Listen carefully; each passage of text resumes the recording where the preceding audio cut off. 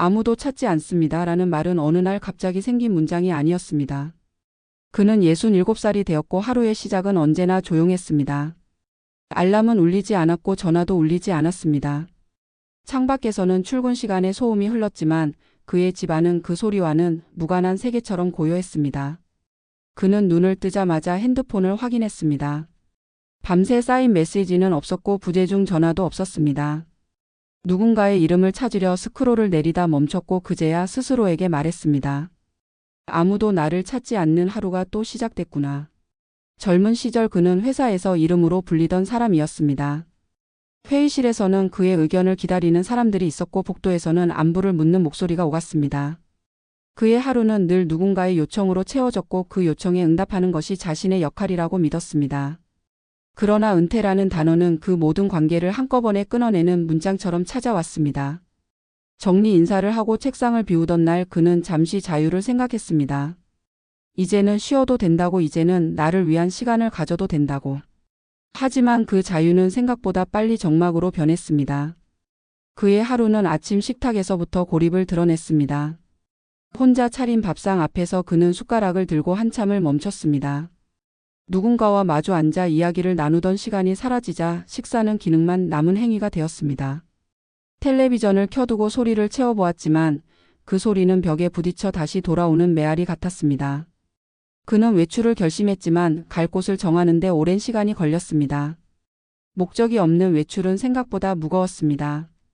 이야기는 여기서 한 사람의 얼굴을 더 떠올리게 합니다. 서울 외곽에 사는 한 남자는 50대 후반에 회사를 나왔습니다. 건강이 나빠서도 아니었고 자발적인 선택도 아니었습니다. 조직 개편이라는 말 한마디로 그는 더 이상 필요 없는 사람이 되었습니다. 퇴직 후 그는 매일 같은 시간에 집을 나섰습니다. 회사에 가던 습관이 몸에 남아 있었기 때문입니다. 처음에는 도서관에 갔고 공원을 걸었고 카페에 앉아 신문을 읽었습니다.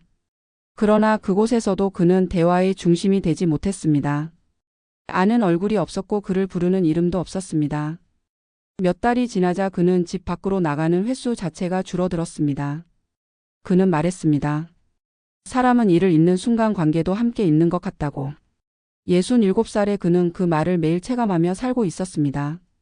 점심 무렵 그는 습관처럼 연락처를 열어보았습니다. 전화를 걸 이유를 찾지 못해 다시 닫았습니다. 괜히 전화를 걸어 방해가 될까 두려웠고 먼저 연락하는 사람이 되는 것이 어색했습니다. 그는 누군가에게 필요한 사람이 아니게 된 느낌을 떨칠 수 없었습니다. 사회에서 빠져나온 순간 그는 투명해진 것 같았습니다. 또 다른 이야기가 있습니다. 지방 중소도시에 사는 한 남자는 60대 초반에 은퇴했습니다. 그는 가족을 위해 평생을 일했고 집에서는 말수가 적은 가장이었습니다. 퇴직 후 그는 가족과 더 많은 시간을 보낼 수 있을 거라 기대했습니다. 하지만 아이들은 이미 각자의 삶으로 흩어져 있었고 아내는 오랫동안 자신만의 일상을 만들어 온 상태였습니다. 집에 있는 시간이 늘어날수록 그는 집 안에서도 자리를 찾지 못했습니다. 아내는 바빴고 그는 텔레비전 앞에 앉아 시간을 보냈습니다. 대화는 줄었고 그는 점점 말을 아끼게 되었습니다. 어느 날 그는 혼잣말처럼 말했습니다. 집에 있어도 내가 없는 것 같다고. 이 두 사람의 이야기는 특별하지 않습니다. 은퇴라는 과정에서 많은 사람들이 비슷한 고립을 경험합니다. 일이 사라지면서 역할이 사라지고 역할이 사라지면서 관계가 희미해집니다. 67살의 그는 그 사실을 늦게 깨달았습니다. 그는 돈보다 더 무서운 것이 아무도 나를 필요로 하지 않는 감정이라는 걸 알게 되었습니다. 오후가 되면 그는 창가에 앉아 해가 기울어가는 것을 봅니다. 시간은 흐르지만 그의 하루는 앞으로 나아가지 않는 느낌이었습니다. 그는 젊은 시절 바쁘게 흘려보냈던 인간관계들을 떠올립니다. 그때는 언젠가 다시 연락하면 된다고 생각했습니다. 하지만 은퇴 후 그 언젠가는 오지 않았습니다. 연락하지 않으면 관계는 사라진다는 단순한 사실을 그는 뒤늦게 배웠습니다. 해가 지고 집안에 어둠이 내려앉으면 그의 고립은 더 선명해집니다. 저녁 식사 후 그는 하루를 돌아보지만 특별한 장면이 떠오르지 않습니다.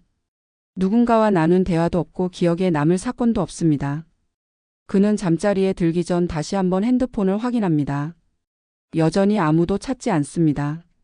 그러나 이 이야기가 절망으로만 끝나지는 않습니다. 그는 어느 날 동네 복지관 앞을 지나가다 문득 발걸음을 멈췄습니다. 게시판에 붙은 작은 안내문이 눈에 들어왔습니다. 정기 모임 참가자를 모집한다는 문구였습니다. 그는 한참을 망설이다가 문을 열었습니다. 그곳에는 비슷한 나이의 사람들이 있었고 각자 다른 삶을 살다 비슷한 고립을 경험한 사람들이 모여 있었습니다. 처음에는 말이 잘 나오지 않았지만 누군가의 이야기를 듣는 것만으로도 그는 숨이 트이는 느낌을 받았습니다. 그는 깨달았습니다. 은퇴 후의 고립은 개인의 실패가 아니라 준비되지 않은 사회적 전환의 결과라는 것을. 그리고 그 고립은 누군가와 다시 연결될 때 조금씩 옅어진다는 것을. 아무도 찾지 않는 하루는 여전히 반복됩니다. 하지만 그는 이제 안다. 찾아오는 사람만 기다릴 필요는 없다는 것을. 먼저 문을 열고 나가야 한다는 것을. 은퇴는 끝이 아니라 관계를 다시 설계해야 하는 시기라는 것을. 이 이야기를 듣는 당신도 어쩌면 비슷한 하루를 보내고 있을지 모릅니다. 전화가 울리지 않는 아침. 목적 없는 외출. 그리고 점점 줄어드는 대화. 그렇다면 이 말만은 기억해도 좋겠습니다. 당신의 고립은 당신의 잘못이 아니며 다시 연결될 수 있는 가능성은 아직 남아 있다는 사실을. 아무도 찾지 않는 하루 속에서도 당신의 삶은 여전히 계속되고 있습니다. 은퇴 이후의 고립은 개인의 성격이나 인간관계의 능력 부족에서 비롯된 문제가 아니다. 그것은 오랜 시간 일 중심으로 설계된 삶이 멈추는 순간 자연스럽게 발생하는 구조적 공백이다. 한국 사회에서 중장년의 삶은 대부분 직장이라는 시스템 안에서 유지되어 왔다. 하루의 리듬은 출근 시간에 맞춰졌고 인간관계는 업무를 매개로 형성되었으며 자존감은 직함과 역할을 통해 확인되었다. 이 구조 안에서는 굳이 관계를 관리하지 않아도 누군가가 매일 나를 찾았다. 그러나 은퇴는 그 시스템을 단번에 종료시킨다. 더 이상 나를 부르는 호칭도 없고 나의 결정을 기다리는 사람도 사라진다. 이때 많은 은퇴자들은 자유를 얻었다고 느끼지만 곧 그 자유가 방향 없는 공허로 변하는 경험을 하게 된다. 문제는 은퇴 이후의 삶을 어떻게 채울 것인가가 아니라 은퇴 이후에도 누군가에게 필요한 존재로 남아있는가라는 질문이다. 필요와 연결은 인간의 본능에 가깝다. 사람이 사람답게 살아가기 위해서는 일정한 역할과 관계 속에 있어야 한다. 일이 사라진 자리에는 새로운 역할이 들어서야 하지만 우리는 그 준비를 거의 하지 않은 채 은퇴를 맞이한다. 직장 밖의 인간관계를 사치처럼 여기며 미뤄왔고 취미와 공동체 활동을 노후의 여유쯤으로 생각해왔다. 그 결과 은퇴 후에는 남는 시간이 많아질수록 관계는 오히려 줄어드는 역설적인 상황이 벌어진다. 특히 남성 은퇴자의 고립은 더욱 빠르게 진행된다. 평생을 일 중심으로 살아온 남성들은 관계 관리의 주체가 되기보다는 주어진 관계에 참여하는 역할에 익숙했다. 직장이 사라지면 관계를 시작할 동력도 함께 사라진다. 집 안에서도 마찬가지다. 은퇴 후 갑자기 늘어난 시간은 가족에게도 부담이 될 수 있다. 이미 각자의 리듬을 가진 배우자와 성인 자녀에게 은퇴자는 의도치 않게 경계가 필요한 존재가 된다. 이때 은퇴자는 집 안에서도 소외를 느끼게 되고 고립은 외부가 아닌 내부에서 먼저 시작된다. 많은 은퇴자들이 말한다. 집에 있어도 내가 없는 느낌이 든다고. 이것은 관계가 단절되었을 때 나타나는 전형적인 신호다. 사회적 연결이 줄어들수록 사람은 자신의 존재 가치를 스스로 의심하게 된다. 아무도 나를 찾지 않는다는 감정은 단순한 외로움이 아니라 존재의 소멸에 가까운 불안이다. 이 불안은 우울로 이어지고 신체 기능 저하와 삶의 의욕 상실로 확장된다. 은퇴 이후 급격히 건강이 나빠지는 사례가 많은 이유도 여기에 있다. 고립은 조용하지만 강력한 침식력을 가진다. 그렇다면 이 고립은 피할 수 없는 운명일까? 그렇지 않다. 고립은 자연 발생하지만 고착은 선택의 결과다. 은퇴 이후에도 관계를 재설계할 수 있는 기회는 남아있다. 중요한 것은 기다림이 아니라 움직임이다. 누군가가 나를 찾기만을 기다리는 태도에서는 아무것도 바뀌지 않는다. 은퇴 이후의 관계는 자동으로 유지되지 않기 때문이다. 스스로 나를 드러내고 참여할 공간을 찾아야 한다. 그 시작은 거창할 필요가 없다. 정기적인 모임 하나, 주기적인 외출 하나, 작은 역할 하나면 충분하다. 중요한 것은 나를 필요로 하는 구조 안에 다시 들어가는 것이다. 봉사든 취미든 학습이든 상관없다. 그 안에서 나는 다시 이름으로 불리고 약속을 지키는 사람이 된다. 이 단순한 연결이 삶의 리듬을 회복시킨다. 은퇴는 끝이 아니라 삶의 설계도를 다시 그리는 시기다. 돈의 준비만으로는 부족하다. 관계와 역할의 준비가 함께 이루어져야 한다.